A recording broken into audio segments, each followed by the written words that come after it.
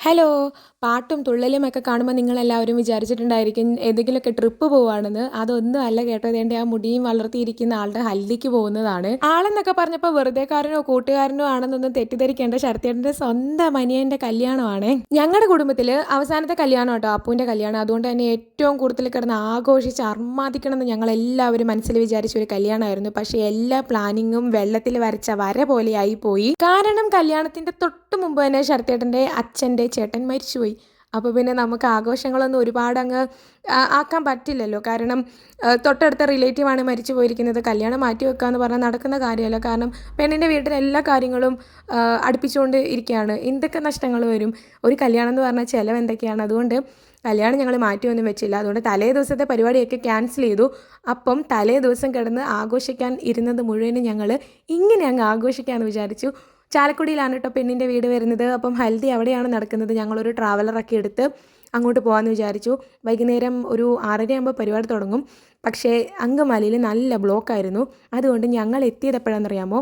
8:30 അമ്പാടിക്കും എന്താണെന്ന് അറിയാൻ പാടില്ല. കല്യാണത്തിൻ്റെ തലേ ദിവസം വരെ, അതായത് വെള്ളിയാഴ്ചയാണ് വലിയച്ഛൻ മരിച്ചു പോയത്. ശനിയാഴ്ച ഞായറാഴ്ച കല്യാണം. ശനിയാഴ്ച വരെ ഒരു കുഴപ്പമുണ്ടായിരുന്നില്ല അമ്പാടിക്ക്. ശനിയാഴ്ച വൈകുന്നേരമൊക്കെ ആയപ്പോഴത്തേക്ക് നല്ല പനി. അപ്പം ഞാനാണെങ്കിൽ അവൻ കല്യാണത്തിന്, അവൻ്റെ കൊച്ചച്ഛൻ്റെ കല്യാണമല്ലേ, അവനായിരിക്കണമല്ലോ ഏറ്റവും കൂടുതൽ ആഘോഷിക്കേണ്ട ആൾ. അതുകൊണ്ട് പനിയും ജലദോഷം ഒന്നും വരാണ്ട് നോക്കിക്കൊണ്ട് നടന്നതാണ്. പക്ഷേ അതിൻ്റെ തലേ ദിവസം അവന് നല്ല പനി. അതുകൊണ്ട് അവന് അതിൻ്റേതായ ഒരു ക്ഷീണമൊക്കെ ഉണ്ട്. പിന്നെ പോകുന്ന വഴിക്ക് ഡാൻസും പാട്ടും എന്താ പറയുക, ഒച്ചയുണ്ടാക്കലും ഒക്കെയായിരുന്നു. ഞങ്ങളുടെ ആഘോഷം മുഴുവനും ആ ഒരു ട്രാവലറിനകത്ത് അങ്ങോട്ട് ഒതുക്കി അങ്ങ് തീർത്തു. പിന്നെ അമ്പാടിക്കുട്ടൻ അങ്ങോട്ടേക്ക് പോയപ്പോൾ നല്ല ഒരു ക്ഷീണിച്ച് ഇരിക്കുകയായിരുന്നു. അതുകൊണ്ട് തന്നെ എനിക്കും അങ്ങോട്ട് മനസ്സിന് ഭയങ്കര ഒരു സങ്കടമായിരുന്നു കേട്ടോ. അമ്പാടിക്ക് വയ്യല്ലോ.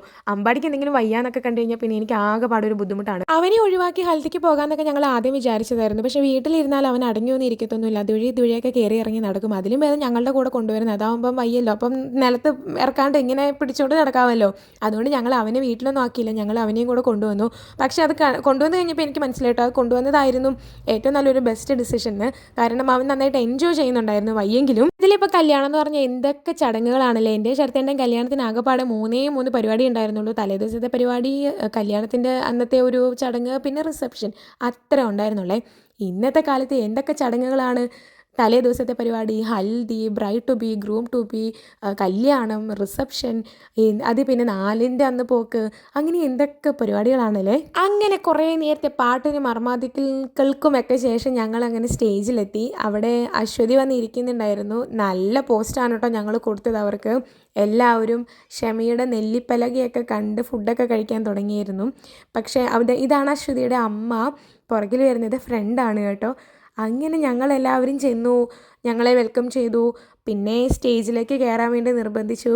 നല്ല മടിയൊക്കെ ആയിരുന്നു. എന്തായാലും അപ്പം മടിയൊന്നും കൂടാണ്ട് ചെന്നപ്പോൾ തന്നെ കയറി സ്റ്റേജിൽ നിന്ന് ഫോട്ടോഷൂട്ടൊക്കെ തുടങ്ങി. അങ്ങനെ ഞങ്ങൾ വിചാരിച്ചെന്നാൽ കേക്ക് കട്ടിങ് ഉണ്ടെന്ന് പറഞ്ഞു. അങ്ങനെ ഞങ്ങൾ കേക്ക് കട്ടിയാനായിട്ട് കയറി. കേക്ക് എന്ന് പറഞ്ഞാൽ അത് പണ്ടേ എനിക്കൊരു വീക്ക്നെസ് ആണ് കേട്ടോ. കണ്ടപ്പോൾ തന്നെ എനിക്ക് വായിൽ കൊതി വരാൻ തുടങ്ങിയായിരുന്നു. നല്ല അടിപൊളി കേക്കായിരുന്നേ. പിന്നെ കേക്ക് കട്ട് ചെയ്ത് അമ്പാടിക്ക് അതിനകത്തൊരു പീസ് കൊടുക്കുക എന്ന് പറഞ്ഞത് അപ്പൂന് നിർബന്ധമാണ്. എവിടെ ഉണ്ടെങ്കിലും അമ്പാടിൻ്റെ എന്ന് പറഞ്ഞ് വിളിച്ച് അമ്പാടിക്ക് ഒരു പീസ് കൊടുക്കും. കാരണം അവനാണല്ലോ ഞങ്ങളുടെ കൂട്ടത്തിൽ, അതായത് ഞങ്ങളുടെ ഗ്യാങ്ങിൽ അമ്പാടി മാത്രമേ ഒരു ബേബി ആയിട്ടുള്ളൂ. എല്ലാവരും അതുപോലെ ടേക്ക് ചെയ്തത് കൊണ്ടാണ് നടക്കുന്നത്. വീഡിയോ ഒക്കെ എടുത്തുകൊണ്ടിരുന്നതുകൊണ്ട് എനിക്ക് കേക്ക് കിട്ടിയില്ല.